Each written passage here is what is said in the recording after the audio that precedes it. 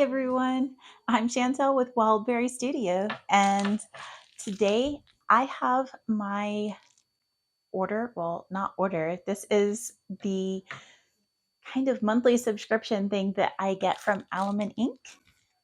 I never know what to call this, but it is part of her Patreon rewards, and I just love getting this each month. It's not a huge thing, but it's something just so sweet to look forward to, and I love getting it. So I'm going to put you into the downward position so you can get a really good view of what this is. All right, so everything comes all packaged up nicely. You can kind of get a little hint of what that is there.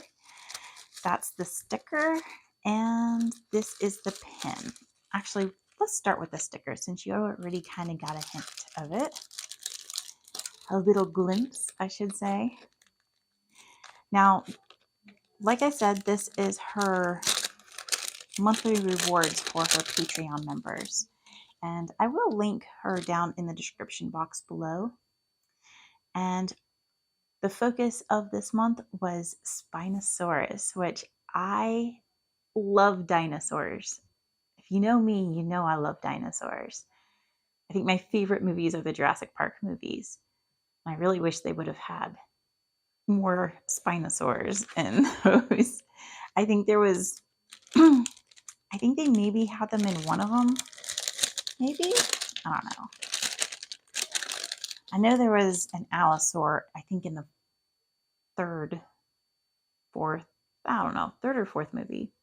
And then this is just a little bonus sticker that she threw in there. Adorable. Her stickers are really good quality too.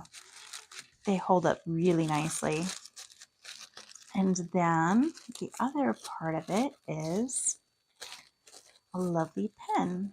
Now she designs all of this stuff herself. And she just does such a fantastic job. She is one of my favorite artists.